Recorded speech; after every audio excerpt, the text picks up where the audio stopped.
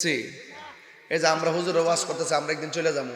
আপনার পোলা যদি আবার আসে বলবো তো হুজুরের মতো একদিন হুজুর হয়, সে কি সুন্নিয়তের ধরে রাখতো না?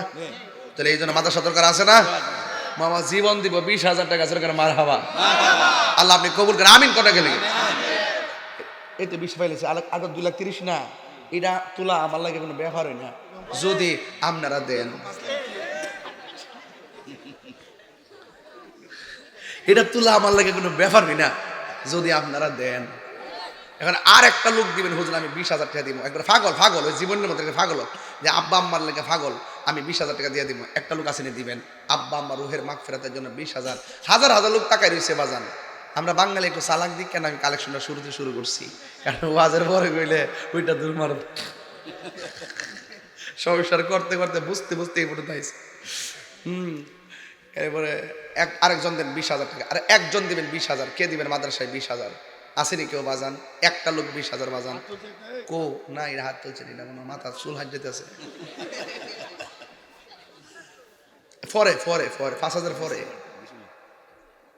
আর একটা লোক দেন 20,000 টাকা, আমি আর চাইতাম না বাজান, ওয়াদা করছি বাজান, পরে দিল আমি নিতাম না।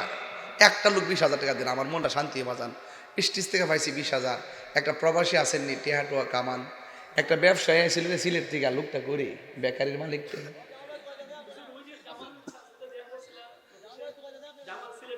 সিলেটের যে ব্যবসা করে বেকারি টেকারি বিস্কুট টিস্কুট, হ্যাঁ এগুলা খুঁজতেছিলাম আমি। কো আসেনি আসেনি, নাম কি? জামাল আর জীবন। কিরে তোরা জ দিয়ে সব বুরকার জ খেলা দি। মামা জামাল মিয়া, তিনি ব্যবসা করে, দিন দিবেন 20,000 টাকা। মারহাবা, আল্লাহ আপনি কবুল করেন, হায়াতে বরকত দেন, আল্লাহ ব্যবসার মধ্যে বরকত দেন, আল্লাহ এদেরকে এমন টাকার মালিক বানান যেন মদিনায় যায় নবীরে সালাম দিতে পারে। আমিন কটা কি লেগে রে? কত হইছে আর কত লাগে? এটা আমার লাগে কোনো ব্যাপারই না যদি আপনারা দেন। আপনারা দিলে আপনারা কিরা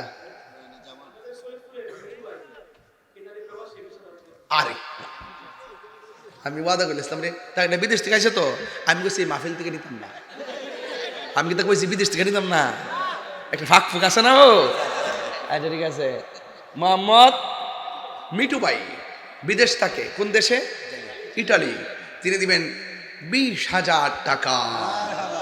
আরো যখন মারহাবা।